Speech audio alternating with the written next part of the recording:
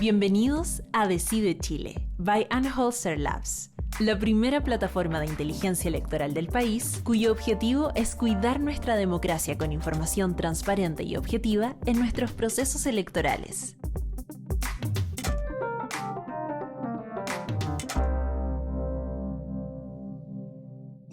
Muy bienvenidos a una nueva conversación aquí en Decide Chile. En esta oportunidad me encuentro con la socióloga y doctora en ciencia política Lucía Damer, el sociólogo también y filósofo Max Colodro y el economista y director de Decide Chile, Cristóbal Uneus. Muy bienvenidos todos y muchas gracias por estar con nosotros. Gracias por la invitación. No, muchas gracias a ti también. Vamos a lo que nos convoca este fin de semana, son las elecciones de constituyentes, alcaldes, gobernadores regionales y concejales. Un hito que se tiene ya un tinte histórico a estas alturas, y muchos la apuntan como la elección más importante en los últimos 30 años. Quiero saber, partamos por ti, Lucía, faltan pocos días, pero no parece haber tanto ambiente electoral, ¿o sí? ¿Cómo lo ves tú? Bueno, efectivamente creo que cuando se alargó el plazo para la elección, un poco el momentum que había decayó además porque se instaló la discusión presidencial, decayó también porque nos concentramos en el tema del 10% del tercer retiro, y creo que también decayó por el tema sanitario, que no termina de aflojar, ¿cierto? En términos de la cantidad de gente que se contagia, la cantidad de gente que está en las camas UCI, entonces hay un movimiento importante, y esta última semana, la semana anterior, tú veías muchos candidatos que es como que partían de cero en el reconocimiento de su nombre, sobre todo los candidatos constituyentes. Vamos a ver efectivamente si también decayó el ánimo de ir a votar o la decisión de ir a votar. Yo creo que ahí hay una interrogante. Max, ¿cómo lo ves tú? Yo coincido, básicamente. Creo que al ser unas elecciones en un contexto tan anormal, de tanta anormalidad, desde todo punto de vista económica, social, emocional, política, ¿para qué decir? Es decir, estamos en un contexto muy, muy complejo, difícil, y mantener el interés en un proceso político, a pesar de la relevancia que tiene sin duda la elección y el proceso en general que estamos viviendo de cambio constitucional, no es fácil, la gente está con otras prioridades, otras urgencias, pero creo que a pesar de todo, por lo menos hay una cierta atención y una cierta tensión en torno al proceso político que estamos viviendo. Yo creo que el país mayoritariamente entiende, y creo que en eso el plebiscito del año pasado, del 25 de octubre, fue una señal política bien potente. El país entiende que estamos viviendo momentos importantes, trascendentales para el futuro del país, y yo creo que al final vamos a tener una votación en torno a los promedios históricos, más o menos la mitad del padrón electoral. Creo que no va a haber grandes diferencias respecto de cómo han votado históricamente los chilenos hasta ahora. Vamos a ver ese tema, el tema de la participación. Considerando el factor vacunas y teniendo como antecedente también la participación, tal como tú decías, del 2017, la segunda vuelta presidencial, y también del plebiscito del año pasado, ¿cómo se prevé el escenario de la participación? Cristóbal. Yo creo que la participación para mí es la gran interrogante lo que va a pasar este fin de semana, coincidiendo con lo que decía Max y Lucía, ¿no es cierto? Yo creo que la gente, como bien decía Lucía, está en otra, viene con el 10%, está preocupado de su situación más personal. Yo creo que mucha gente se va a enterar que el plebiscito es el sábado y domingo porque va a haber gente yendo a votar. Yo espero que la participación sea alta, que los jóvenes que votaron en el plebiscito vuelvan a votar, y los adultos mayores que no votaron esa vez porque se guardaron en la casa, salgan a votar. Si eso sucede, la tasa de participación podría llegar hasta el 55,4%. Un hecho histórico en el voto voluntario post 2012, y por lo tanto eso sería una señal y le daría mucha legitimidad al proceso, creo yo al menos, ¿no es cierto? Pero la gran interrogante es si estos adultos mayores que se quedaron en su casa en octubre van a ir a votar ahora, y destacan ahí en el proceso de vacunación distritos emblemáticos, el 11, el 10, ¿no es cierto?, el 12, que tienen tasa de vacunación bien alta. Ojalá que los adultos mayores en esas comunas y en todo Chile vayan a las urnas de manera segura, porque justamente los 2 días de votación es para que el aforo y la protección y la votación sea más segura. Respecto al tema del aforo, la participación en general y también de la elección, de que ir a votar sea más seguro, ¿creen que el gobierno ha hecho una campaña, o las autoridades en general, también los partidos políticos, han hecho campañas de que ir a votar es mucho más seguro que otras actividades que usualmente se están haciendo igual forma en pandemia. ¿Ha habido una campaña que se ha instalado para que la gente y la ciudadanía se motive con el tema de la elección y vaya a votar? Lucía. Sí, bueno, es que yo creo que estamos en una época bien compleja porque hay campañas, pero nadie las escucha. Efectivamente, si tú vas a la radio, vas a encontrar la campaña de CERVEL diciendo que cómo se van a proteger los datos, diciendo que se vota por un solo candidato a la constituyente, que son 2 días, que es hasta las 6 de la tarde, pero después la gente en la calle te dice, ¿y por cuánta gente voto para la constituyente? No solo la gente en la calle, digamos, la gente cercana incluso, ¿no? Hay un enorme nivel de disonancia respecto a los conceptos. Entonces, efectivamente, creo que la gente en general que está vacunada puede tener una visión que ir a votar no es tan complejo. Creo que aquellos que no están vacunados todavía probablemente van a tener un poco más de temor. Sin embargo, se han tomado las medidas necesarias para que esto sea lo más seguro posible. Yo no estoy muy segura respecto a la participación. Algunos ya sabemos que en general la participación para las elecciones de alcaldes son más bajas.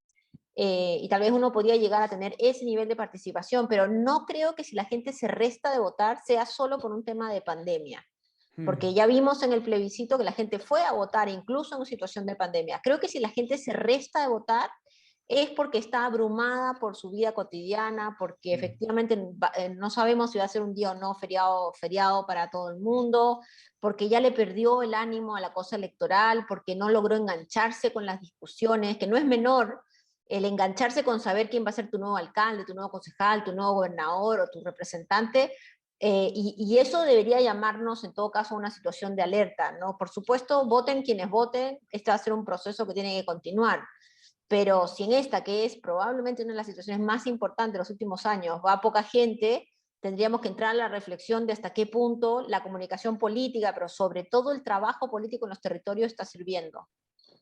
Claro.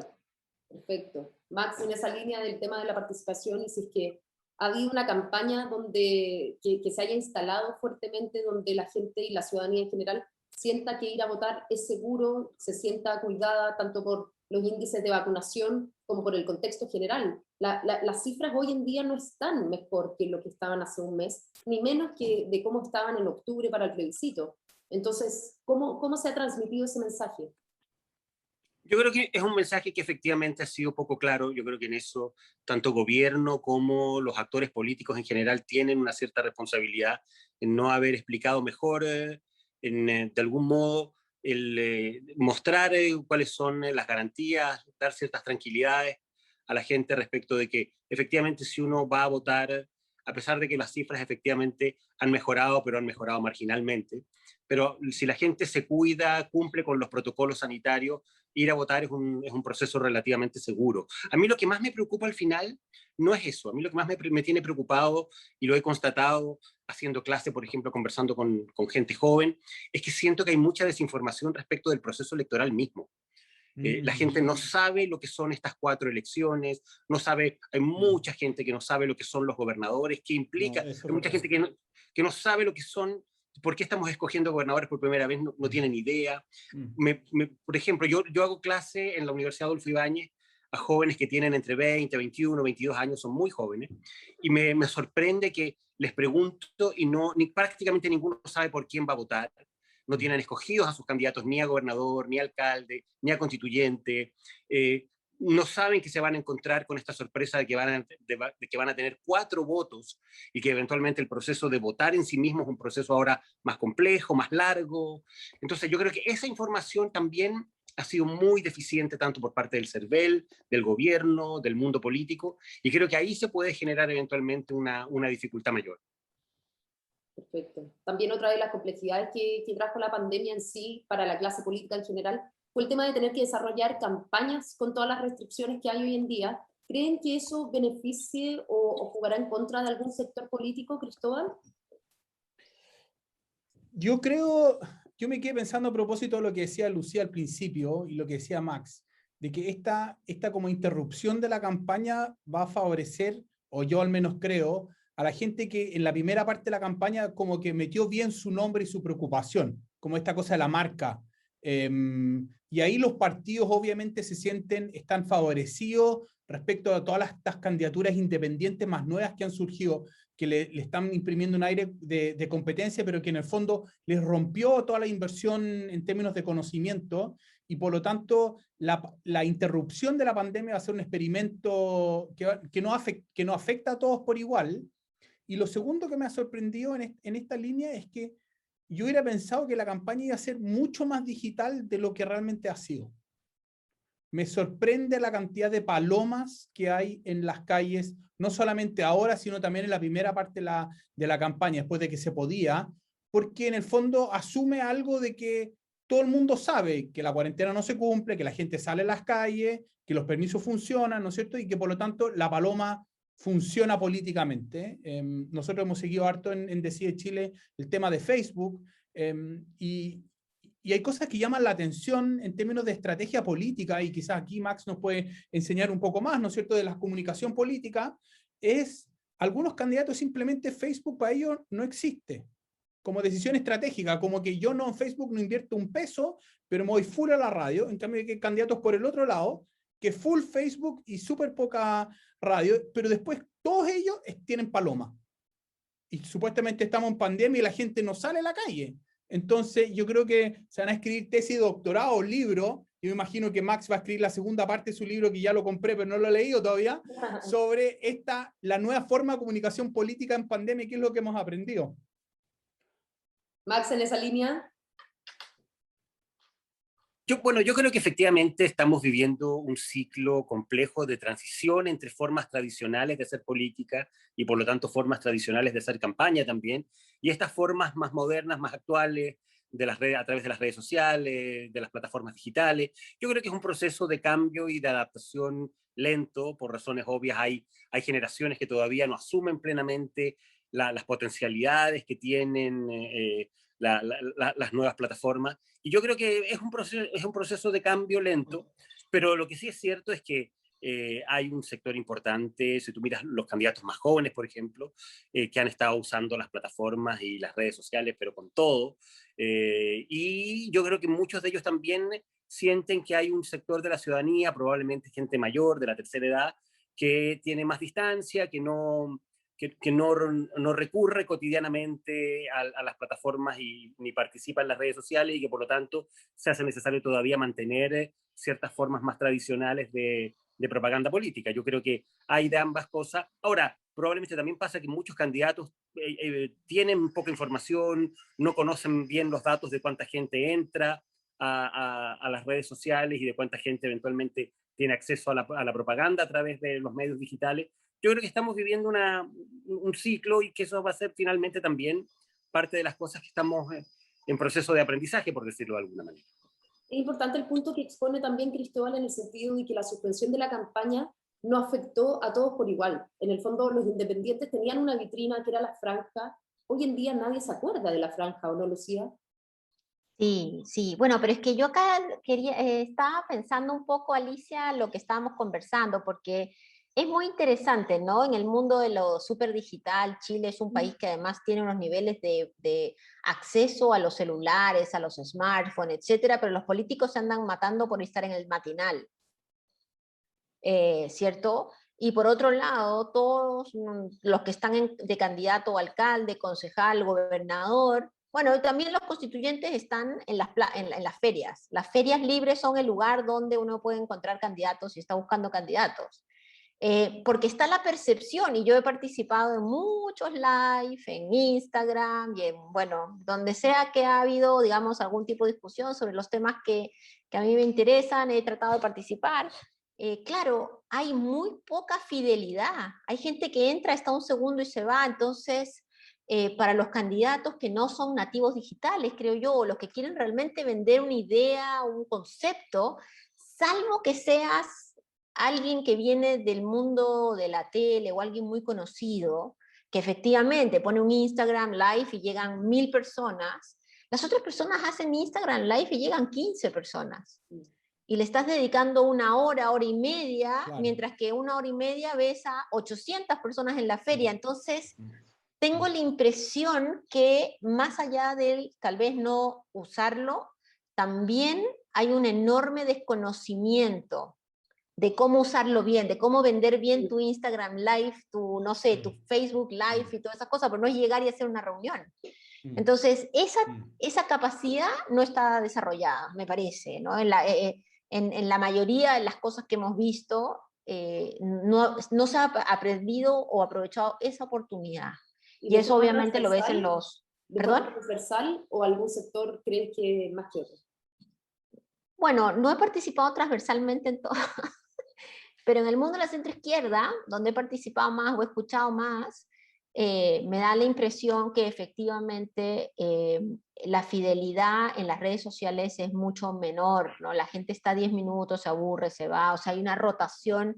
Entonces, ¿cómo contabilizas eso como un logro? En cambio que en la feria tú entregas 1000 volantes y hablas con 500 personas en el 1 a 1, y ese 1 a 1 la persona te puede decir no me interesa, o te puede decir me gustó. Entonces creo que también eso todavía para los candidatos sigue siendo muy importante, ¿no? Y para los independientes aún más, que ni siquiera vienen con partido, ni tienen un candidato a alcalde, están como un llanero solitario muchas veces ahí como en el medio de esta pelea. Yo creo que ¿Puedo ahí agregar ves a algo? mí... Dale, Max, dale. Sí, muy cortito. Además, yo creo que hay una cuestión que uno tiene que constatar. A mí me pasa, por lo menos. Siento que no hemos visto ninguna campaña sobresaliente. O sea, no hemos visto nada que se haya destacado por su creatividad, por su originalidad, que nos haya golpeado y uno haya hecho una diferencia respecto de, más allá del sector al que pertenezca, decir, bueno, acá hay algo original, interesante, novedoso. Y además eso, en un contexto donde tienes tal cantidad de candidatos para tal cantidad de elecciones, entonces la verdad es que efectivamente es muy difícil, tienes que ser muy creativo, tienes que ser muy original para poder hacer una diferencia, y eso lamentablemente hasta ahora yo al menos no la he visto. ¿Cristóbal? Sí, yo en esa misma línea ya lo que estaba diciendo Max en el fondo. Hay algunas campañas que se han sobresalido un poquito, pero tampoco han sido tan creativas estos que usan la película La Guerra a la Galaxia para hablar sobre la Constitución, ¿no es cierto? Pero tampoco son campañas en que tú digas haya sido mucho de contenido que le haya ayudado a los ciudadanos. Es más sobre conocimiento que sobre propuestas concretas. Entonces eso yo creo que confunde aún más el ciudadano y quizás para muchos ciudadanos las 4 elecciones son todas iguales, en términos de que no distingue cuál es más importante que la otra, y quizás confunda que los gobernadores para la Constitución y los constituyentes son los concejales nuevos. No tengo idea, pero sí la impresión que me da, y esto nuevamente por los números que uno ve en Facebook, estos son datos públicos Facebook, no estoy revelando nada secreto, la centro-derecha, los partidos de la centro-derecha están gastando mucha más plata como partidos en Facebook que los partidos de la centro-izquierda. Quiero poner solo 2 datos sobre la mesa. Si yo miro el gasto en partidos, Renovación Nacional en los últimos 90 días ha gastado 60 millones y la UDI 24, y el primer partido de la centro-izquierda que aparece gastando plata es el Partido Progresista, con menos de 7 millones de pesos. Menos Entonces, de estas son, eso. claro, estos son diferencias sustanciales. Esto no quiere decir que el partido no esté gastando plata, pero no está gastando plata como partido. Puede ser que le haya pasado la plata a todos los partidos y Renovación Nacional lo esté gastando como partido, pero se nota una estrategia distinta que vamos a ver el día de la elección cuál fue más efectiva o no, si es que se puede, ¿no es cierto? Pero hay gente que, hay alguna estrategia distinta, mucho en conocimiento, poco en contenido, y eso quizá ha hecho que estos lives sean muy cortos, o la gente, yo me he metido live y a veces estoy 3, 4 segundos porque veo, no están hablando nada contundente, me cambio. Sí, y les quiero contar una anécdota. El otro día, hace como 10 días atrás, estuve conversando con una persona que trabaja en el CERVEL y que es de las personas que trabajan en el equipo de creación de los votos. Perfecto. Y que me contaba un poco asombrado y preocupado que cuando ellos hacen los votos los prueban con gente para ver si la gente los lee, los entiende, cómo los va siguiendo. Y que se dieron cuenta de que los 2 votos grandes que vamos a recibir, que es el de concejal y el de constituyentes, que son verdaderas sábanas que tienen 50, 60, en algunos casos hasta 70 candidatos, hay mucha gente que no distingue si es el voto de concejal o es el voto de constituyente. Sí, po. Entonces, están Sí. viendo cómo destacan, cómo ponen más grande para que la gente lee en el momento de tener el voto, tenga claro que está votando por constituyentes y no por concejales, y no al revés también. Entonces, ¿Son Claro, todos los votos? hay problemas. ¿Son todos los eso votos al mismo abunda. color? ¿Mm? ¿Son todos los votos al mismo color, perdón, Max? No, son 4 colores distintos, pero la gente tampoco se ha aprendido los colores, entonces Perfecto. tampoco Obvio, ayuda mucho. obvio. Perfecto. Ahí Interesante. también va a haber en el fondo una evaluación a cómo el CERVEL Hace la pega. hace la pega en ese sentido. También hay otro tema importante al cual les quiero llevar, que es la billetera electoral. Ahí Cristóbal nos puede ayudar en poner los datos sobre la mesa de cuáles son las cifras que responden a cuánto han gastado e invertido los sectores. ¿Creen que la billetera electoral se traduce en más votos? Ahí, Cristóbal, ¿cómo han invertido tanto la centro derecha como la izquierda? Bueno, ha habido harto gasto electoral. Nosotros hemos estado mirando un poco los datos y comparado con la elección del 2017, que es como la de diputados. Entonces, si yo comparo los aportes de las personas naturales con o sin publicidad de ahora con respecto a la del 2017 y ajusto por inflación, yo veo que, por ejemplo, en el distrito 11 el monto subió de 290 millones en 2017 a 710, más del doble. En el distrito 10 también subió, pero no tanto, pero el distrito 7 subió de 90 millones a 220. Entonces hay aumentos importantes en distritos muy relevantes donde hay más plata, claro, hay un poco más de candidatos, ¿no es cierto?, que hay más listas, pero la derecha concentra la mayor cantidad de gasto ahora como el 2017. Entonces la gran pregunta, como tú bien haces, es si más plata lleva más votos. En general la evidencia dice que sí, pero esto puede cambiar de elección a elección. Claro. Es que también es un periodo muy particular, porque hay que sumarle a todo esto el hecho que hay mucho candidato a alcalde que no pudo ir a la reelección, entonces hay lugares enteros donde la ciudadanía tiene que partir, ya no es como que vas a votar por tercera vez por tu alcalde, que ya lo conocías, y ya sabías quién era, ya había estado 3 veces en tu casa tomando desayuno, sino que efectivamente es alguien que no tiene no sabe de dónde salió muchas veces, o que fue concejal, pero no te queda muy claro.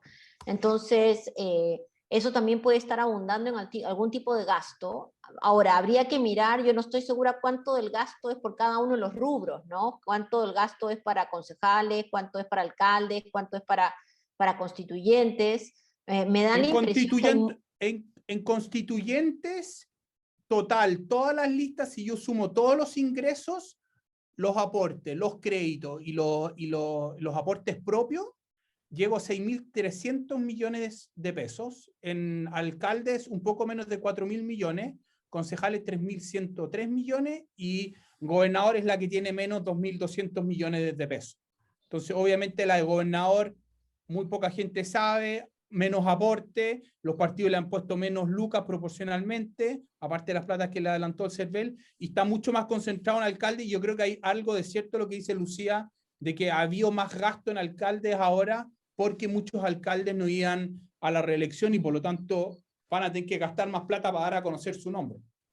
Y es probable también que se esté gastando más en constituyentes, no solo porque efectivamente son muchos candidatos, sino porque básicamente el país entiende que esa es una elección políticamente muy, muy importante. Claro. sí. Pero Debería. De que el bolsón de dinero reunido por la centro derecha, incluso en algunos casos doblaba el de la centro izquierda. Por eso preguntaba si es que efectivamente, si bien Cristóbal dice que la data dice que mientras más uno invierte, más posibilidades de ganar tiene, ¿creen que eso se traduce en este caso? Porque tengo entendido, por ejemplo, en el caso de los gobernadores regionales, Catalina Parot, ¿cuántos millones de pesos ha invertido Cristóbal? 750 millones. 760 millones y Orrego estaba gastando, tenía 420, tenía bastante menos.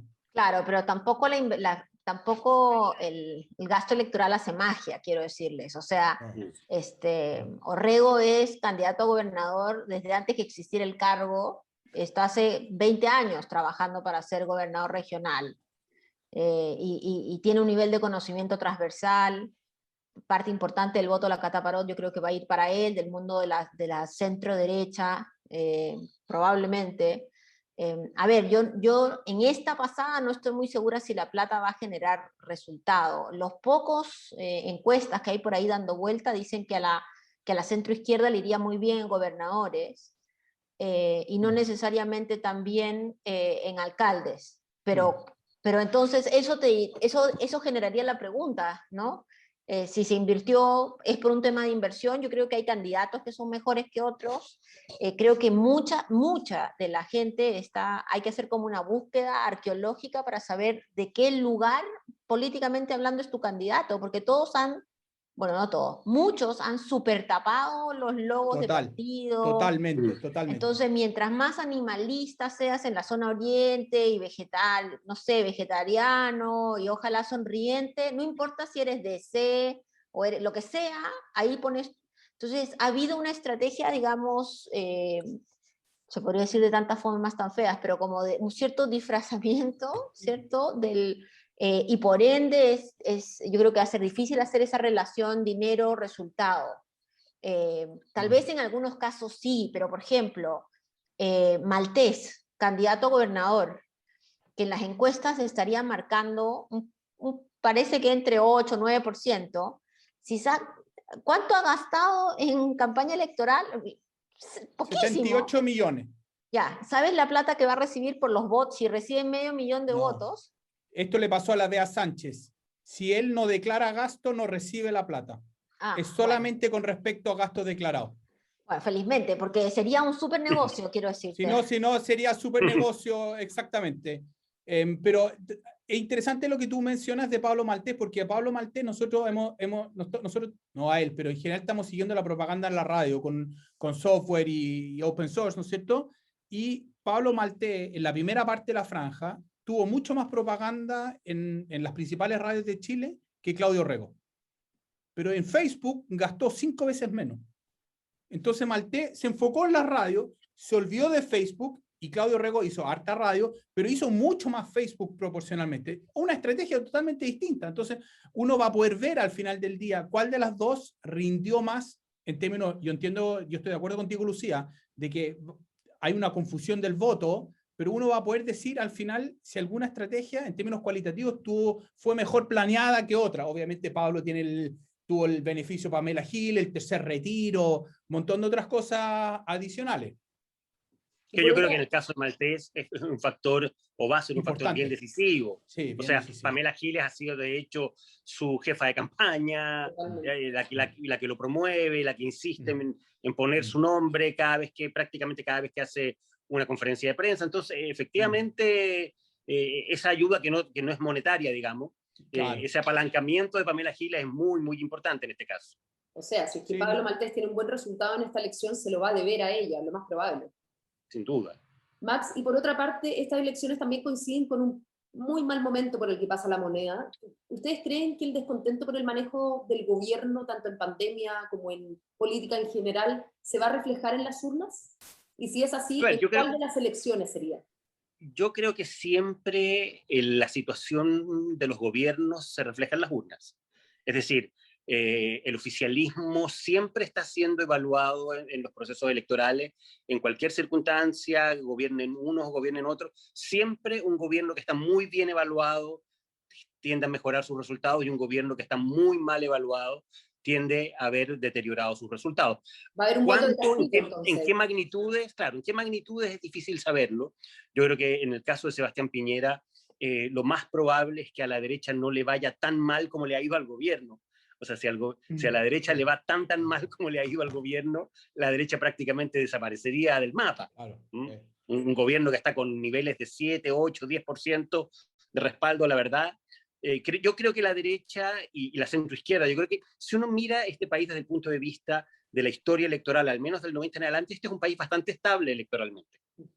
Las dos grandes coaliciones, los dos grandes sectores han pesado más o menos lo mismo desde el 90 a la fecha, con pocas variaciones.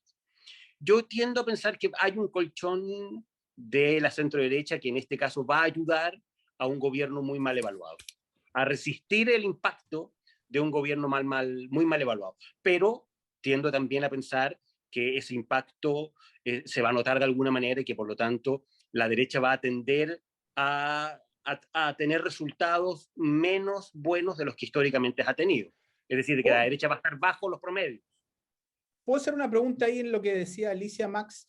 La pregunta que yo me hago es, un votante, como tú bien dices, disciplinado de la derecha, que está desencantado con el gobierno, hoy día básicamente tiene dos opciones: no ir a votar como castigo, ¿no es cierto? O, en algunos casos, en vez de votar por Renovación Nacional, la UDI, Evópoli, votar por el Partido Republicano, como castigo, como que soy leal con mi coalición, pero te muestro que estoy descontento como el gobierno ha llevado la pandemia. ¿Tú cuál de esos dos escenarios ves más o de frentón, que la gente vote por la democracia cristiana o opciones más de centro? Yo creo que va a haber de todo. Yo creo que va a haber gente de derecha enojada con el gobierno que va a votar por el Partido Republicano.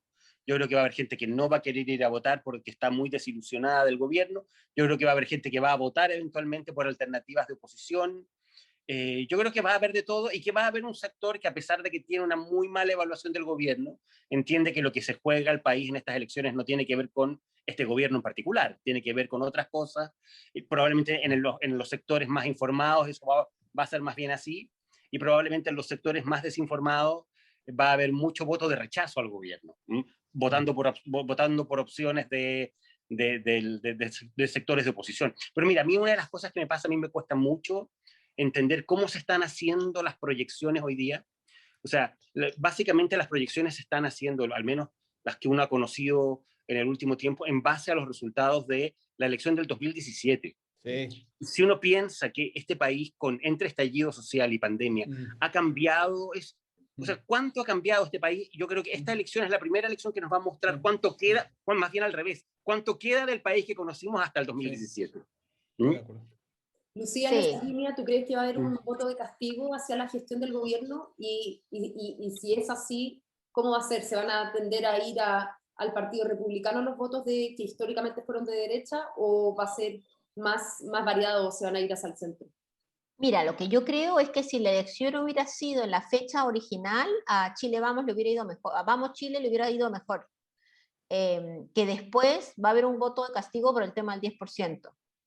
Yo creo que el tema del 10%, más allá de la aprobación del presidente, más allá de la aprobación de su coalición, hay mucha gente que encontró que la idea de no querer ayudar a la ciudadanía es digamos, merece ser castigada.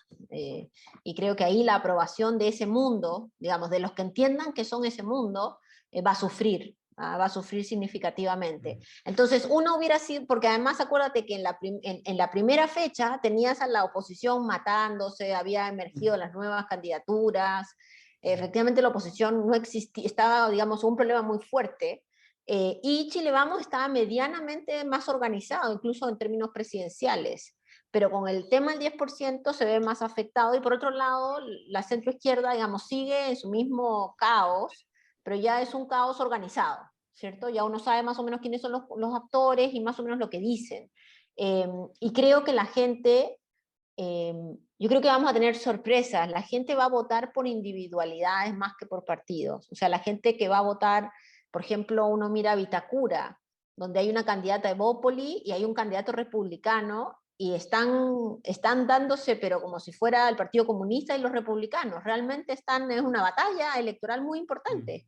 O lo que va a pasar en Las Condes si es que Lavín no deja a Daniela Peñalosa con un porcentaje superlativo, lo que va a pasar con Evelyn Matei. Todo el mundo espera que Daniel Jadwe saque muchísima votación. Entonces, ese tipo de movimientos yo creo que hay que estar bien atentos, porque la ciudadanía va a castigar a algunos, y después por otros va a votar por motivos bastante diversos, mucho más alejados de lo que uno cree, me parece, por lo que uno está escuchando, de las definiciones, digamos, superestructurales de los partidos. Porque también hay muchos candidatos que han hecho su elección basada en ellos mismos, ¿ah? Desde alcaldes hasta cuántas fotos o cuántas palomas ustedes han visto con el presidente Piñera. Ninguna. O con algún candidato. Ninguna. O sea, la gente está con su mascota antes de estar con algún referente político nacional. Es bien interesante. Totalmente. Y siguiendo esa línea, Lucía, Max, ¿a qué debiésemos estar atentos en cómo esta elección y los resultados de esta elección van a afectar en el plano presidencial? Porque claramente ya en Las Condes, Recoleta y Providencia hay candidatos presidenciales apostando capital político en ese resultado. También, por otra parte, está Gabriel Boric juntando firmas. ¿Eso le beneficia o no a Prueba Dignidad o lo perjudica? En el fondo también hay ciertos factores que están incidiendo en esta elección que tienen que ver con otra, que es en noviembre, que es la presidencial. ¿Cuánto van a afectar los resultados de esta elección a la que sigue? Mira, antes incluso de esa pregunta que es súper importante, yo creo que aquí hay para mí al menos hay dos claves en esta elección. La primera, que ya de algún modo la hemos mencionado, ¿la derecha logra sobrevivir a la debacle del gobierno o no logra sobrevivir? Es decir, hay un colchón, la pregunta, ¿hay un colchón de centro derecha que va a lograr resistir a un gobierno al que le ha ido desastrosamente mal durante un año y medio? Yo creo que sí. Para mí esa para mí es una de las grandes preguntas, de las grandes interrogantes de esta elección. Y la otra tiene que ver con, en definitiva, ¿cuál de las dos oposiciones, Unidad Constituyente o la oposición articulada en torno al PC y el Frente Amplio, termina siendo hegemónica? Es decir, ¿cuál le gana a quién? ¿Quién le gana a quién? Aquí hay dos oposiciones claramente perfiladas, distintas, que yo creo que a partir ahora, sobre todo, de este esfuerzo de Jasna Proboste, se han distanciado y se han diferenciado todavía más. ¿Cuál de las dos oposiciones termina siendo hegemónica en el mundo opositor? Pero, Max, ahí solo una aclaración, una pregunta también para los que nos escuchan. ¿Tú estás hablando en términos generales o miras solo la elección de constituyentes? No, primero la de constituyentes para mí es clave, pero también miro las otras. O sea, en el análisis general, la derecha logró sortear este terremoto que significa tener un gobierno con menos de 2 dígitos de aprobación, y en la lectura general que vamos a hacer, donde yo estoy de acuerdo que el tema constituyente es uno de los temas centrales, probablemente el principal, pero ¿a cuál de las dos oposiciones le terminó yendo mejor al final cuando uno tiró la línea y hizo la suma final? Perfecto. Bueno, van a ganar todos, pues, Max, como siempre ocurre. Si al final el problema de una elección con 4, o sea, un proceso de elección con 4 situaciones distintas en todo el país, es que vas a tener los que van a sumar los votos de concejales, después los que van a decir que sacaron más gobernadores. Creo que va a ser, digamos, todo el mundo va a tratar de tener una lectura propia. Estoy de acuerdo, La gran cosa para mí con respecto a la oposición es hasta qué punto el clivaje va a hacer que sea imposible una unión posterior. Ahora, yo creo que la unión posterior ya es improbable y muy difícil desde antes, sea cual sea el resultado. Lo veo muy difícil y creo que esta señal de lo que ha ocurrido con Jasna Proboste y la apertura a tratar de encontrar un acuerdo con el gobierno en estos famosos mínimos comunes, ya de alguna manera es una señal muy potente de que las cosas finalmente no lograron confluir en una primaria unitaria. Más vas a tener que tener a los candidatos y a las primarias inscritas 48 horas después, entonces... Es que esa era mi pregunta. ¿Qué escenario? Voy a ponerlo bien extremo. Pensemos en la elección constituyente. A Prueba de Dignidad saca 5 constituyentes. Le va horrible. ¿Implica eso que Jau y Boric no son candidatos? ¿O existe algún número en la elección de constituyentes de A Prueba de Dignidad que haga que Jau y Boric digan, ¿saben qué más? Nos ganaron, como el español, renuncio, no voy a la primera vuelta? Yo lo veo muy difícil, porque entre otras cosas veo difícil que el resultado sea tan abrumadormente negativo. Y al revés, creo que también va a ser una paradoja que a Unidad Constituyente, con los problemas que ha tenido para perfilar a sus liderazgos presidenciales, termine yéndole extraordinariamente bien. También sería muy extraño. Lucía, ¿tú cómo lo ves ahí? No, pienso lo mismo. Hay ciertos números o cifras de que si es que a un sector le va muy bien o a un partido le va muy bien, tenga más cartas en la mano para poder jugar más tarde en la presidencial. Es que todo depende de qué signifique que te vaya muy bien. Yo creo que la derecha estaba diciendo que quería el tercio y un poco más. Yo creo que el tercio lo va a tener, ¿cierto? No solamente por el nivel de representación, sino porque los otros fueron divididos en muchísimas listas, lo cual va a tener una consecuencia muy relevante a la hora de la definición de los candidatos. Además, perdón, la derecha lo que necesita son el tercio de los electos, no el tercio de los votos. No, Sí. por supuesto, sí, el tercio de los electos. Entonces, ahí me parece que vamos a ver, digamos, al final del día qué significa que te vaya bien y que te vaya mal. Yo creo que tanto Boric como Matei, como Lavín, o sea, todos los presidenciales ese día en la noche van a encontrar algo para decir que les fue bien, o en el peor de los casos, en el mundo de la derecha, echarle la culpa al presidente. Porque siempre ya, digo, el presidente ya menos no puede estar, ¿cierto? Entonces, efectivamente, si a la derecha le va muy mal, tienen perfecto el chivo expiatorio perfecto para decir esto es culpa del gobierno y por esto hay que hacer las cosas distintas. Nosotros dijimos que había que tener 10%, acuérdense de desbordes, ¿no? Todo el discurso anterior. Y en el mundo de la centroizquierda, yo creo que la candidatura de Jadwe está instalada y creo que si Gabriel Boric logra tener las firmas, que todavía es un gran signo de interrogación, también va a estar instalada, porque además ellos no necesariamente compiten en términos en todos los lugares, con tantos candidatos, entonces van a sacar la cuenta probablemente respecto al 100% de los candidatos, cómo les ha ido, pero el único problema, digamos, que tiene la Unión Constituyente es que probablemente no tiene a nadie a quien echarle la culpa de un resultado desastroso, pero no creo que tengan un resultado desastroso. Eso les quería preguntar, ya vamos cerrando la conversación. ¿Cuáles son sus pronósticos? Max. O, Mira. ¿cuál es el resultado que más te llamaría la atención? ¿O que sería una sorpresa para ti, o para ti, Lucía? Por ejemplo, me caso yo con el primero. Claudio Rego ganando en primera vuelta el próximo domingo, dados los números que hemos visto en las encuestas, yo creo que sería una sorpresa. Pero ¿sabes qué? No lo encontraría tan sorpresivo. ¿Sabes por qué? Porque creo que Claudio Rego está hoy día teniendo un nivel de respaldo muy importante en un sector de la centro-derecha. Ya. Entonces, la verdad, si Claudio Rego lograra llegar al 50%, tengo claro que es porque hay un sector muy importante del mundo oficialista de la centro-derecha que terminó votando por él. Porque lo ven como una figura moderada, conciliadora, que son cosas que hoy día se están, al menos en un sector de la derecha, valorando. A ver, ¿qué cosas me sorprenderían mucho? Me sorprendería que a la derecha, por ejemplo, le fuera extraordinariamente bien. O sea, que la derecha estuviera en torno al 40% de los votos en la constituyente. Porque eso querría decir que va a llegar casi el 50% de los constituyentes. Eso me sorprendería mucho. Lucía, o sea, que con un gobierno como el que hemos tenido, con niveles de desaprobación en torno al 70, al 80% durante prácticamente un año y medio, a la derecha le fuera extraordinariamente bien, me parecería muy sorpresivo. Y lo otro que me parecería ¿Con algún porcentaje? Yo creo que la derecha va... Tuvimos una conversación con Pepe Out hace unas semanas atrás del mismo tema, y él creía que iba a ser desastroso, que no iba a llegar ni siquiera al 32%. Yo creo que la derecha va a estar en términos de votos en torno al 30%, y que eso le va a permitir estar sobre el tercio en materia de constituyentes electos. Pero apenitas, ahí va a estar. Eso sería para mí lo lógico, lo razonable en este escenario.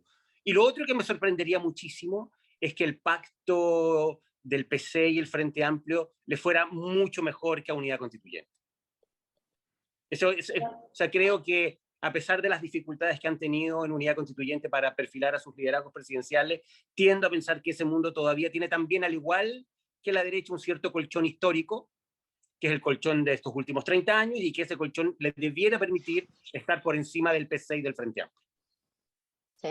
Lucía, sí, estamos con Max alineados. Yo también me sorprendería que la derecha salga, digamos, triunfante en esta elección en términos de cantidad de votos, más allá del número de alcaldes y concejales y el número de gobernadores, que creo que es una forma bien distinta de entender digamos, los éxitos.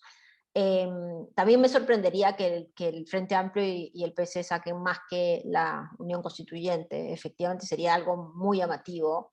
No tengo tantas dudas respecto a Claudio Orrego. Creo que el gran problema de Claudio justamente es que el mundo de la centro derecha puede haber votado por él, y eso puede hacer que el mundo de la izquierda digamos, no lo apoye y salga a apoyar más masivamente a Karina Oliva, con lo cual no ganaría en la primera vuelta, ¿no? Entonces hay como unas sumas y restas ahí importantes. Pero más allá de eso, esperaría que Jadwe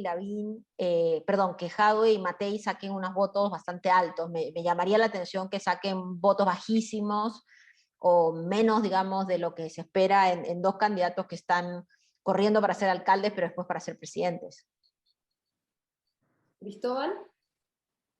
Yo creo que si Daniela Peñalosa no gana la alcaldía, Matei va a haber una primaria entre Matei y Lavín en la UDI y se va a enredar el escenario en la derecha. Sin duda. A Lavín se le complica muchísimo eso. Sí. Lavín se complica muchísimo si Peñalosa no sale.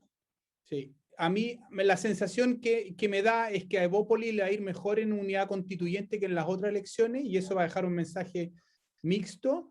Y yo estoy de acuerdo tanto con lo que dice Max y Lucía en que el resultado de la elección va a ser mixto, en el sentido de que en una elección le va a ir mejor a uno y en otra elección le va a ir mejor a otro, y lo que la ciudadanía va a decir es que no tiene claro, que no hay nadie que domine el mundo político hoy día, que tenga un liderazgo claro y que mande y que tenga claro para dónde va el norte. Quizás si Jasna Proboste hubiera estado presidente del Senado el año pasado, la historia sería distinta, pero no creo que ese efecto se traduzca en voto el domingo, y nos vamos a quedar con la misma sensación, yo creo que un poco hoy día, de que no sabemos cuál es la coalición que domina la política, y vamos a esperar las primarias y probablemente la elección de noviembre para saber quién realmente tiene la mayoría del país.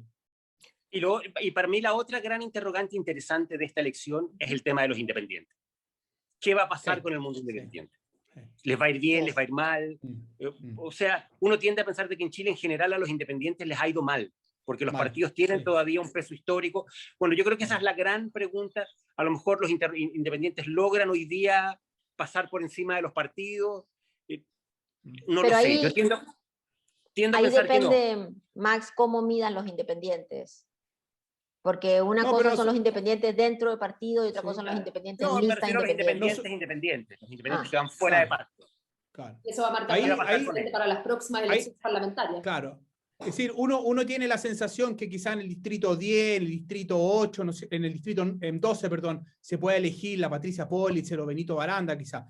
Pero más allá de eso, yo tengo la misma pregunta, Max: ¿cuánto van a importar la lista de los independientes y si realmente le pudieron hincar el diente a algo que estaba dominado por los partidos políticos? Eso es verdad. O sea, pensemos que si la gente efectivamente ocurre esto que me anticipaba esta persona con la que hablé del CERVEL, de que la gente se va a topar con unos votos enormes, o sea, te vas a topar con una cantidad de nombres que va a ser como toparse con una antigua página de la guía de teléfono. Claro. Entonces, cuando eso ocurre y tú no reconoces rápidamente los nombres o no estás muy seguro de por quién ir a votar, la gente al final vota por partidos o por bloques. Sí. Así es. Así es. Salvo que tengas un nombre que ya venga con altos niveles de reconocimiento, pero igual con altos niveles de reconocimiento, buscarlo es complejo. Es complicado. Sí. Bueno, todas esas interrogantes las vamos a ver resueltas este fin de semana. Desde ya los voy a dejar invitados ya para analizar el escenario posterior a las elecciones. Lucía, Max y Cristóbal, muchísimas gracias por acompañarnos hoy día. Y a quienes nos escuchan pueden volver a retomar tanto esta conversación como las anteriores en www.decidechile.cl. Nos vemos en la próxima. Muchas gracias. Un abrazo. Chao, gracias a ti. Muy bien a todos. Cuídense. Igual, cuídense. Chao. Chao. Anholzer Labs es el punto de encuentro de distintas miradas que constituyen el ADN de una empresa que construye soluciones exitosas e innovadoras en base a Data Science, Data as a Service y desarrollo de software a la medida.